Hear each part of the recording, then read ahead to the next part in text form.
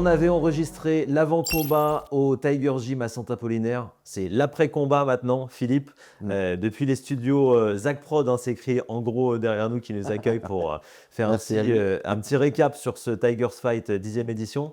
Avant de parler du sportif, Philippe, parlons de l'événement en lui-même. Combien il y avait de personnes au Palais des Sports fin novembre? Alors, on a eu donc 3200 personnes, une centaine, un peu plus d'une centaine de plus que ce qu'on avait fait au mois de novembre. Parce qu'on sépare bien les deux événements, celui du mois de juin et celui de fin d'année, qui ne sont pas du tout les mêmes, pas les mêmes budgets. Et donc, oui, on a fait une centaine, un peu plus d'une centaine de plus qu'au mois de novembre, et puis une ambiance encore qui était encore plus importante que ce qu'on a fait au mois de novembre. Donc, non, on va dire le résultat vraiment super important pour nous, qui prouve qu'on progresse sur chaque événement. Le public, le retour, vraiment génial. L'ambiance, vraiment, en plus une ambiance conviviale et puis de plus en plus familiale. Là, on a vu de plus en plus des gens déjà de notre club, on peut en témoigner, qui viennent avec leurs enfants, qu'ils soient pratiquants au club ou non.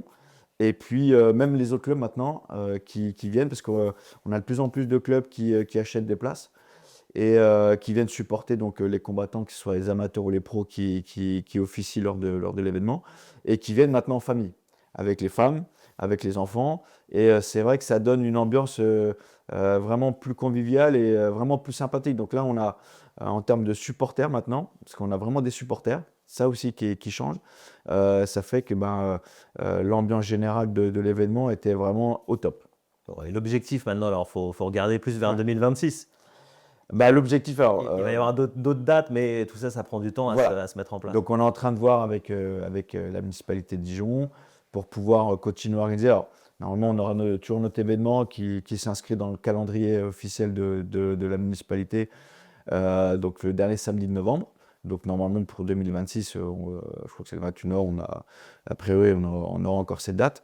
Et puis on essaie de trouver aussi une autre date intermédiaire, donc entre avril et juin, pour faire un bon gala, on va dire amateur, peut-être un ou deux combats pro, pour pouvoir continuer d'alimenter, parce qu'il n'y a pas beaucoup de galas quand même dans la région, Ouais. et il faut que nos combattants hors championnat puissent combattre, et puis aussi que le public continue à suivre un petit peu les combattants de la région, parce que c'est vraiment l'objectif, et on espère entre avril et juin pouvoir organiser au Palais des Sports.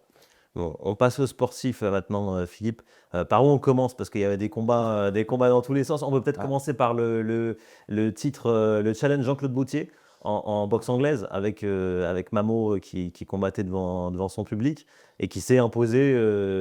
Bon, il n'y a pas eu y a pas eu finalement trop de résistance en face, et on était même assez surpris au micro avec Bernard Azzano que son adversaire avait attendu sur les dernières rounds et on ne le voyait pas trop faire le boulot pour revenir devant les juges. Effectivement, j'ai revu le combat, parce que je ne peux pas voir tous les combats en entier donc, lors de la soirée. J'ai revu le combat.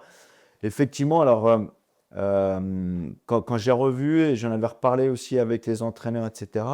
Et c'est vrai que j'étais un peu surpris aussi que Malik Harbi enclenche vraiment à partir de troisième, vraiment où on sent qu'il commence vraiment à monter en régime. Et je pense que c'est ça aussi peut-être qui le fait perdre. Il aurait peut-être démarré un peu plus fort. Après, c'était sa stratégie, c'est peut-être aussi sa façon de combattre. En tout cas, c'est un super bon boxeur. Là, le combat, c'était vraiment du très très haut niveau. Personnellement, je pense que les deux, donc alors Mamo qui est chez nous, mais je pense que même Malik, d'ici un an ou deux, sera potentiellement challenger au titre national. S'il continue aussi comme ça, sur sa lancée, pourquoi pas aussi même plus loin. Comme Mamo, je pense que les deux vont encore faire parler d'eux. Très très bon boxeur.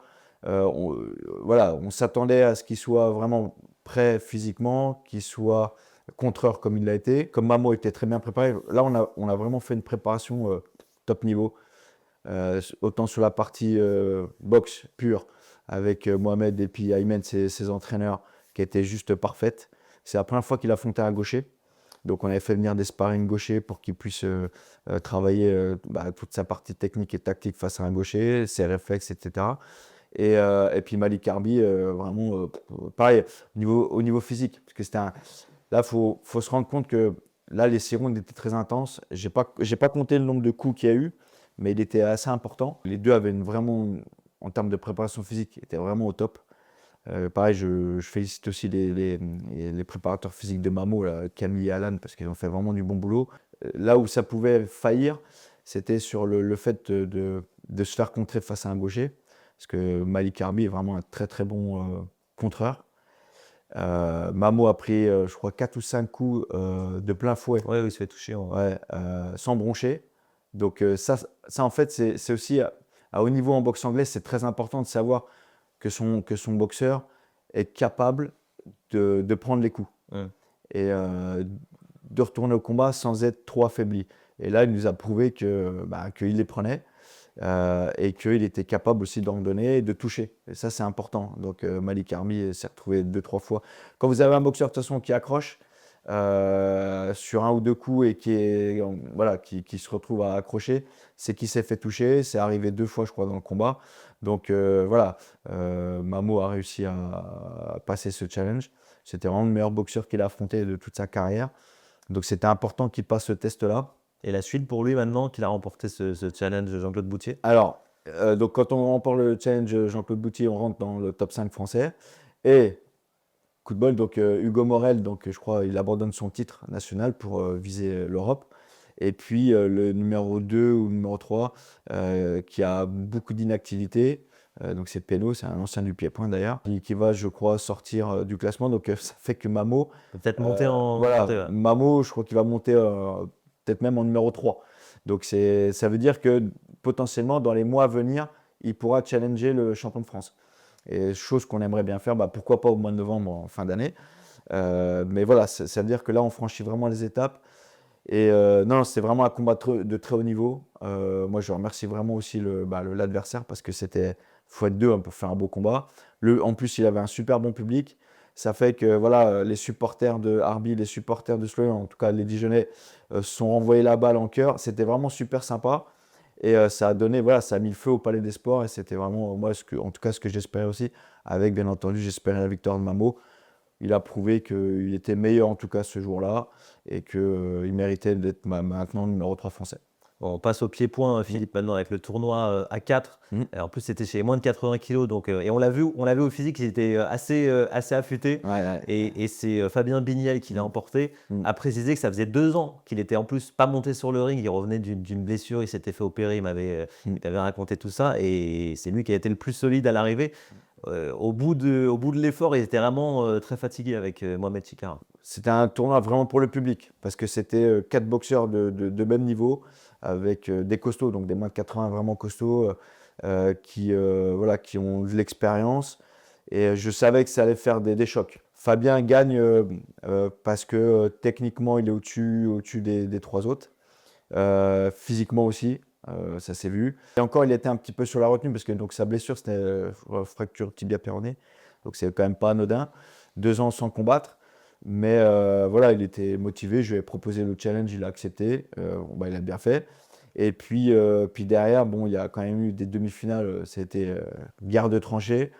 Donc voilà, ils étaient quand même bien abîmés pour la finale. Et puis Fabien, par son niveau technique, tactique et puis sa condition physique a réussi à prendre le dessus, à gérer la finale face à Mohamed Chikar qui, moi je vous le dis, il m'a surpris lors de la demi-finale.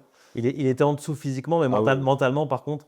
Non, mentalement, c'est quelqu'un de très fort qui malheureusement se prépare pas assez, c'est dommage. C'est le petit souci qu'il a, le gros souci même, et qui mentalement et puis a réussi en demi-finale à trouver l'ouverture. Face à Armando Dolani, qui Armando, pareil, s'il ne se faisait pas compter dès la première reprise, aurait gagné le combat, on ne va pas se mentir. Mais il se fait compter, donc le petit avantage revient à Mohamed. Et puis pareil, l'autre demi-finale où Jean-Louis Guérin se fait toucher et au nez et à la côte dès le premier round, mais avec un mental de fou furieux, repart au combat, n'hésite pas, et puis perd. Mais voilà, ça a donné 2 demi-finales qui étaient assez violentes même. Et qui ont quand même plu au public parce que c'est ça aussi la boxe. Il faut aussi avoir des combats qui soient intenses physiquement, mentalement, etc. Et puis voilà, donc le tournoi, je suis content de l'avoir mis en place. C'était déjà un niveau pro qui était quand même très intéressant. et qui a permis aussi de montrer qu'il y a aussi dans la boxe les notions et les vertus de courage, d'abnégation qui sont importantes. Là, les 4, là, ils nous l'ont prouvé, quoi. Il y avait du Muay Thai aussi avec Rallis Muller qui revenait devant son public Ouais. face à un Écossais là, qui venait de l'étranger. Là, c'est aussi la particularité du Tiger. On fait parfois venir des boxeurs de l'étranger. Un boxeur plus petit, plus bagarreur et qui a opposé une belle résistance à Rallis. C'était même assez surprenant. Ouais, Rallis allait dérouler facilement et en face, ça a répondu. Il lui a posé de gros soucis, aussi parce que Jamie Gillies est gaucher. Donc c'est pareil, c'est 2 jeunes qui ont le même âge, qui ont 20-21 ans, et c'est un espoir quand même du Muay Thai européen. Après, je pense que Jamie Gillies assez rapidement a compris que ça allait être compliqué de trouver les solutions purement techniques face à Rallis. Donc il a fallu aller un petit peu à la bagarre, contrer. Donc c'est aussi le propre des gauchers de pouvoir être capable de contrer. Mais Rallis, voilà, il a encore franchi un cap. On l'a vu même par rapport au mois de juin quand il a gagné le tournoi. Là, pourtant, il avait un adversaire qui était encore plus fort que les boxeurs qu'il a affrontés au tournoi. Là, il faut encore qu'il affronte des combattants bien plus forts. Là, moi, je pense que le haut niveau, sans problème. En Muay Thai, il est vraiment très impressionnant. Il n'a pas pris beaucoup de coups. Il a géré. Il n'a jamais été réellement mis en danger. Alors qu'en face, ça cogne. Hein. Et non, franchement, Rallis, il poursuit son ascension. Il va aller au plus haut. On aimerait bien le voir dans une orga un peu plus connue en Europe, peut-être, ça va arriver. Ou peut-être même surtout en Asie, là, on est en train de voir. Quand on est en train de voir, son père est en train de voir tout ça, parce que c'est lui qui le gère. Et je pense il a largement sa place au One, ça c'est clair. Et j'espère que. Donc là, je crois qu'il doit retourner en Thaïlande, là. Il va refaire encore un séjour là-bas, combattre. Et puis je pense que le One, dans la foulée, ça va se faire. En tout cas, il le mérite. Et puis deux, ce serait vraiment top. Et puis après, nous, pourquoi pas aussi pareil, fin novembre, le mettre encore face à un jeune prometteur, soit un Asiatique ou soit un Européen très fort. J'ai ma petite idée déjà, donc on verra tout ça. Philippe, vous avez aussi fait boxer des boxeurs locaux, bourguignons. Là, c'était un tout jeune Kylian Doré. C'était même son premier combat pro devant plus de 3000 personnes. Et il a surpris tout le monde. Alors, voilà, c'était aussi un combat pareil. L'idée, c'est toujours de mettre des combattants qui puissent être un petit peu opposés dans le style et puis dans la mentalité. Et là, on avait Kylian, donc du Creusot, donc de la région.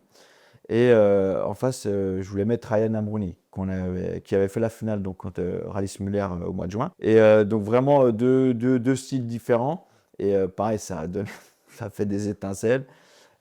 Kylian a pris cher au premier round, il a pris le bouillon pour son premier combat pro. De toute façon, je savais que Ryan, c'était en mode rouleau compresseur dès le départ, qui pouvait flancher après au fil des rounds, surtout s'il avait une opposition en face.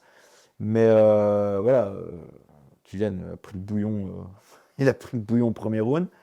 Et c'est là aussi pareil que les gens ont été très impressionnés. Et c'est là aussi vraiment les qualités de nos sports. C'est justement cette notion de courage et d'abnégation. C'est-à-dire qu'il y en a beaucoup qui auraient peut-être même abandonné ou qui ne seraient pas repartis au deuxième round.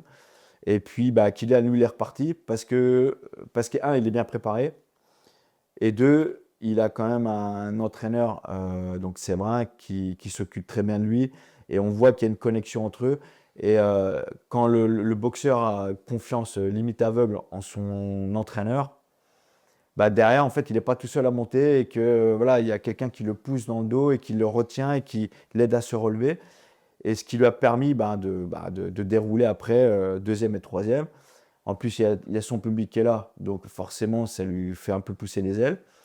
Et puis, et c'est là qu'on voit que mentalement, ces jeunes-là sont vraiment forts parce que, aussi bien Ryan que lui, c'est que même devant 3000 personnes, et pas 3000 personnes qui ne disent rien, vraiment 3000 personnes où on entend du bruit, il y a vraiment une grosse ambiance, et les jeunes, ils y vont, comme je viens de dire, ça leur fait pousser les ailes, et puis ils arrivent à faire un combat qui était... Parce que les gens disent, waouh, Dorier, c'était vraiment impressionnant, parce que il a pris très cher, et puis il est revenu, et puis voilà, c'est un gamin de 20, pareil, de 20, 21 ans ou 22 ans, c'est des gamins, même dans les coups durs, et ben, ils y retournent, ils se relèvent et puis ils y vont.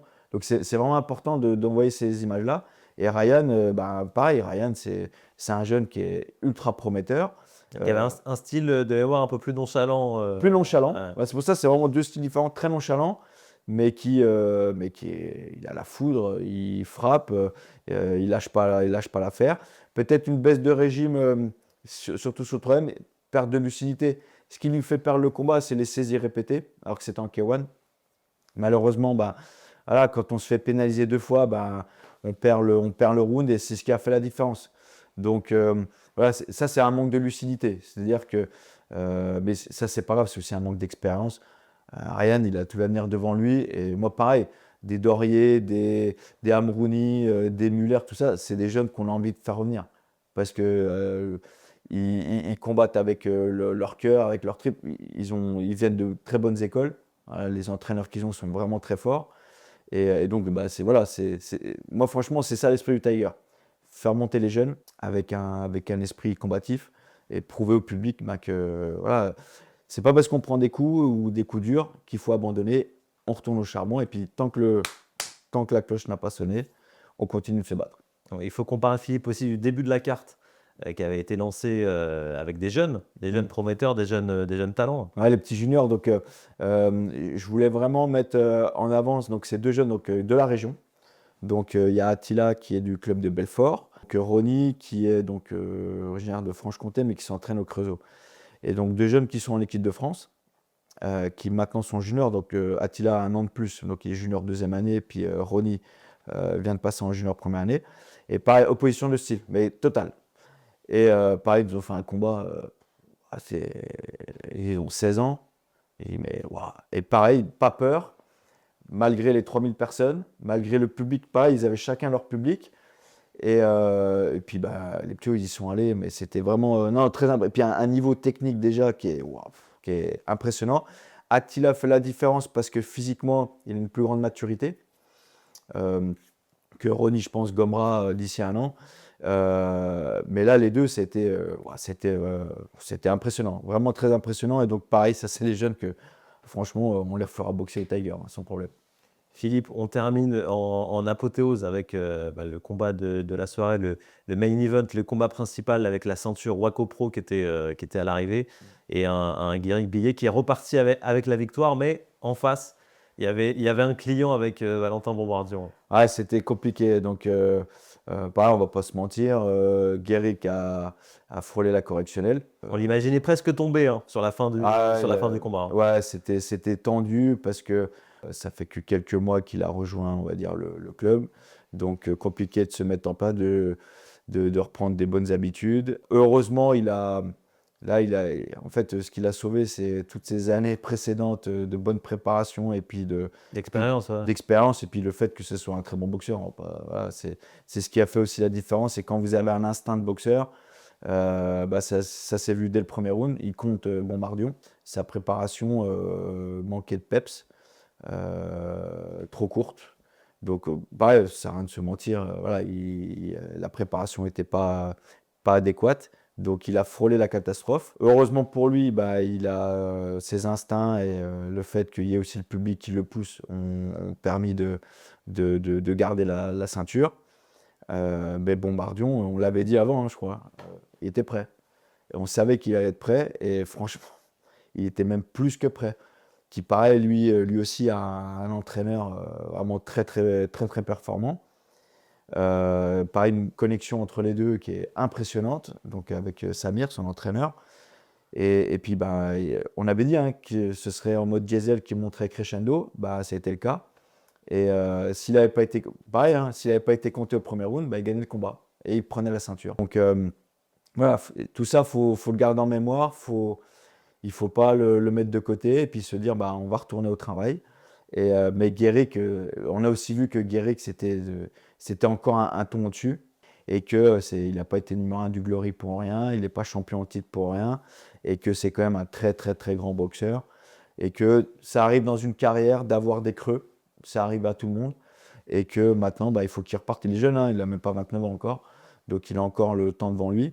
Mais en tout cas, c'est un combat qui a on avait déjà réussi à mettre le public en feu, mais alors là, le combat, là, le championnat du monde, qui a été d'un niveau très très élevé, ça a encore fait monter le public, mais puissance 10. Et je pense que, et là, David, le speaker, avait raison de le dire. Je crois qu'on n'a jamais eu un combat de cette intensité au Tiger. C'était vraiment 5 rounds et on sentait la tension, mais une tension saine, une tension vraiment sportive. On ne sait pas ce qui peut arriver. À n'importe quel moment, tout pouvait arriver. Parce qu'on sait, les gens aussi se souvenaient de Bombardier au mois de juin, quand il a surpris tout le monde en comptant je crois 3 fois il a compté Aliev, alors que personne ne s'y attendait. Et on s'est dit, à n'importe quel moment. Puis je crois que c'est la 4e qui touche Guéric. Où Guéric est obligé de s'accrocher. Et donc, non, c'était. Il y avait une tension qui fait que, à n'importe quel moment, l'un des deux pouvait tomber. Et c'est aussi ça la magie de notre sport. C'est qu'à n'importe quel moment, on peut abréger le combat. Et par contre, voilà, ça a été tendu de chaque côté. Et franchement, ouais, pour moi, oui, il a raison, David. C'est le plus beau combat, le combat le plus intense qu'on ait eu au Tiger. Voilà. Bon, Philippe, on se retrouve en 2026 au Tiger Gym. Loisirs amateurs, compétiteurs, vous pouvez nous retrouver pour mettre les gants là-bas. Et on se retrouvera au Palais des Sports, mais la date n'est pas encore connue pour de nouveaux combats professionnels et amateurs. Merci Mathieu. À bientôt.